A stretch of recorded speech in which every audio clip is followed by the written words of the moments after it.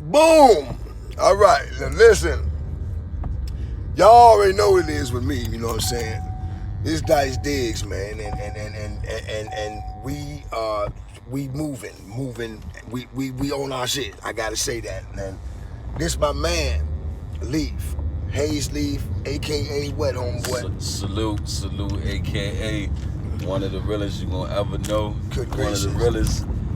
And this is part of the drive time, and we liable to be. We could be anywhere. We could be going out of town. We could be doing whatever. But this is where a lot of the interaction goes down. Right. We out here in it. You know what I'm saying? So I'm here today, man, because I got one of my partners, one of my walkie-talkies, man, that I've known for a very long time. You know what I'm saying? Long time.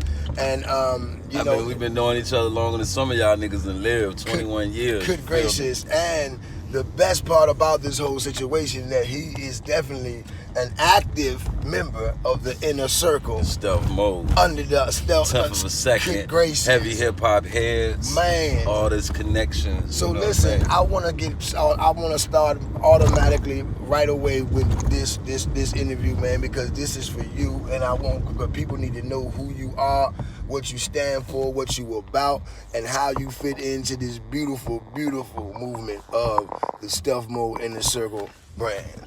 How long have you been in the music, man?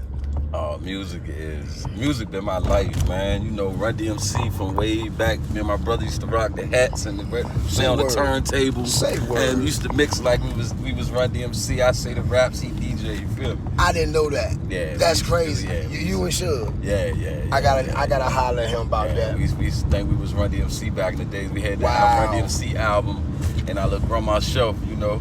So it's for real. That's how far I go back, bro. Yeah. Yeah. So you had spent a whole lot of time with Nestor, man. Rest in peace. Y'all was my guy. Y'all was tight. For y'all that don't know, that's my brother. Yeah. And man, good gracious, I think about him every day, man. Yeah, boy, me too. y'all better Me be too. lucky he ain't jail, boy. I'm telling you, boy. He was the original Wow. hook singer before Drake. Wait, I tell people before that. Drake, man was a genius in the studio. Tell him. And he had a vibrant mind for music that you just don't get out of the average person where we from. Wow. You know what I mean? So he was a real special kind of guy that I knew he was special when I was around him. So I took to anything that he told me and tried to follow a lot of his guidance. Yeah. You know, throughout life, man. 'Cause, you know, he was that type of guy, man. So what's going on with you, man? And as far as this culture, and how and what we're doing, you know what I'm saying? What's going on with you as far as you and music, man? You got some new shit coming. Musically, I'm in and out. Like, you know, when I sit down and focus and put my mind to the music, man, things turn out good. So, you know I can provide that type of energy once I'm in that environment with no problem. I can write, rap, spit it, however you want. But to me now, I want to expand on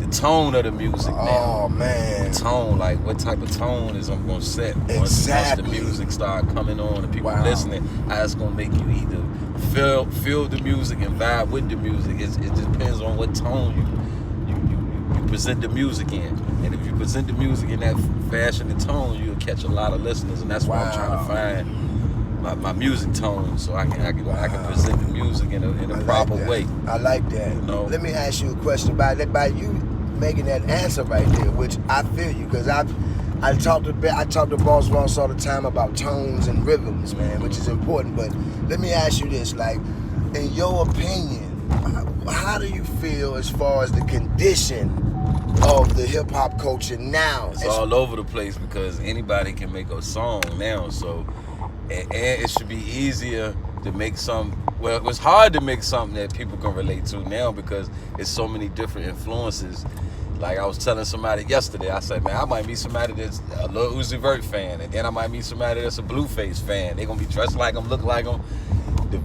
I told them the special thing about being me and being you is we not trying to be like nobody. We are our own self characters. You know? Wow, with our own way. Yeah, you don't. It can't be no other Dice Diggs, no other Leaf. It's only one.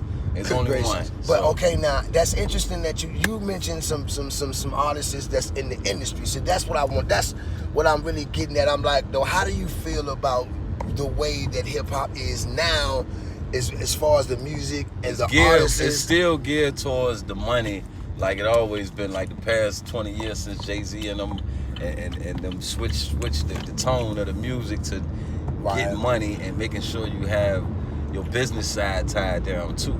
But it's a lot of artists still coming in without getting the business sense too. You see what just happened to Megan Thee Stallion, but Jay-Z cleaned that up. She got a song with Beyonce. She on her grind right now. You know what I mean? That just put her over the top. Well, you know? But that was just an example of you know. Okay, so I know by me knowing you, right? I really need to get. I want to see your thoughts on, as far as the industry and as far as the direction that it's going in, because I understand that, you know, it's for the youth. Whatever the wave is, that's what direction the game goes. Is that a good thing or bad thing? It can be a good thing, and it can be a bad thing, just depending on the minds that's not in tune to grasping the music for that period of time. You know, so it's like this, like, okay, if they know if it's just a wave, then what if they stay stuck in that wave when there's new music that can help them and better them, but they stuck on that old wave of music? Like sometimes people criticize me of being the 90s. You just like old school music, da-da-da, but there's so many jewels and nuggets in that music. Like Nipsey Hussle said it best. He said, if you don't have a father or nothing, you could be raised off of that music, the 90s music, Jay-Z music. Like, yeah, you can, you know, and still turn out to be somebody that make money out here in this world, because they were geared towards rapping to uplift you, to get out of your situation and make something happen for yourself. You My know, nigga positive. Nipsey, I love Nipsey, you know? man. Rest in peace to Nipsey, yeah, too, man. Rest in peace, man. But listen, though, now, that's interesting that you said that, right? Because what you said and then bringing it back to what we doing, right? Right. Does that give us, well, I know, but I want to see what you feel about it, you know what I'm saying? Does that give us an edge? Yes, because don't nobody know what's going on until they have to tune in. Once they tune in, then it's like, oh, it opens up a whole new world to what's over here, and don't nobody really know this much about Virginia. Was like, and then everybody can't be Dice and go be around certain spots and places and areas where I'm at to know certain things. Now you got your hotheads and your people that do major things in the city that can be here and there, but they trying to move on the hush. They ain't trying to move on where the information is put out there like that. So and the platform that we building, yes, we gonna be able to put the information out. I love that. That's beautiful. Good gracious. See, that's why the inner circle, man. You know, it's only a few of us, but the circle is strong. Yeah. And the insight and what we have to offer, I love it. So and Hazeleaf, you know, he couldn't be a better person to give it to you, as far as the information, the tone, the rhythm, the energy. Yo, you know what I'm saying? Shout out to Willie Hardy, man. Good gracious. Got 25 years, man. Yeah. He used to nickname me the reporter, because anytime something jumped off in the hood, he know he could come to me and I know what's going on. And Khalif know and everybody. that's an OG. I ain't talking about the police come to me and I tell them what's going on. I say an OG. He knew it, that mean you got to know what's going on around you, your surroundings. And I gotta say that, you know, because I know a lot of people, but listen, Leaf might got me beat, because Leaf, everybody can tell you the same thing when Jay say, man, what's up with Khalif? How you feel about Khalif? Everybody gonna say that's a good dude, man. Right. That's my nigga, man. I mean, it come with a lot of scrutiny, though. Niggas be hating. But yeah, you know that. You know, we live. We got a saying. I ain't mad because it was a lot of cats that was that nigga way before I became who I was. Yeah. I had to wait the sideline until it was my turn. That's all. You gonna get your time to shine. Don't hate on the next man that's getting that sunlight. Good gracious. I love it. Dang. I love it. I It's love crazy, it. And listen, he's speaking the truth. I'm telling you, because I know this man.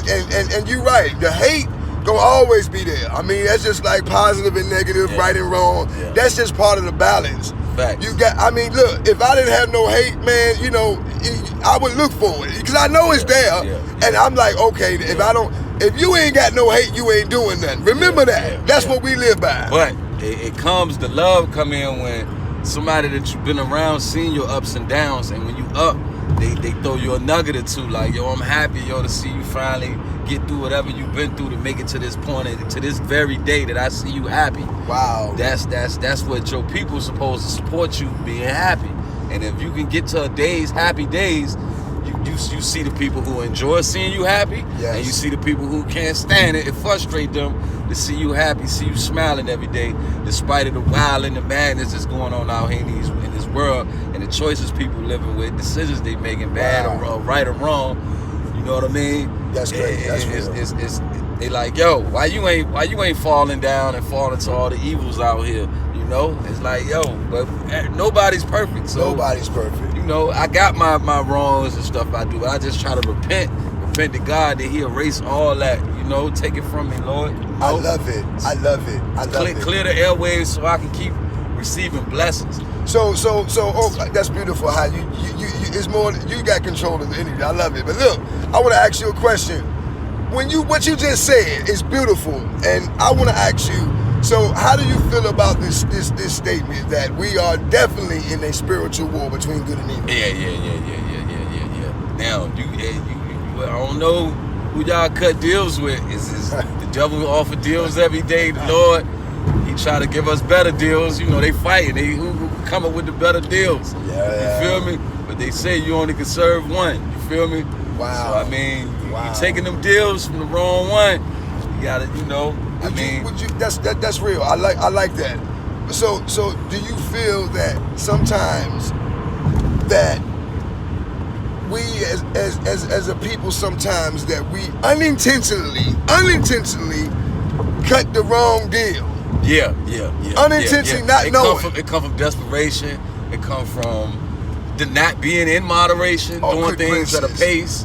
To where you can see the good in something and see the bad in it and see the ending, a benefit, if there is a benefit at the end of your decision you want to make. Wow, that's interesting. This is crazy. That's interesting because so you saying that you don't have to worry about moving in the direction of the evil one unintentionally if you have a connection. Right. Good gracious, and that was beautiful. Right. You just enlightened me.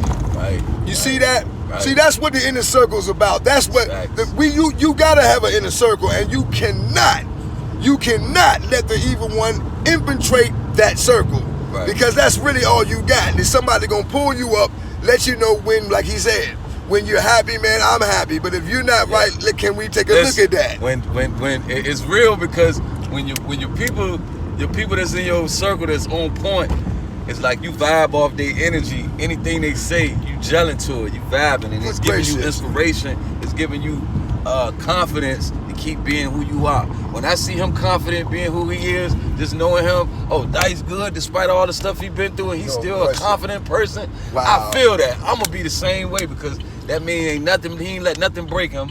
And he's still good. So as a man, that's inspiring to me. I love that energy. Yes. That's why it's called the inner circle. I love it. Positive energy. Yes. So and there you go again. You gotta help me again. Listen, I want to let y'all know that we got so much work to do, and we ready for it.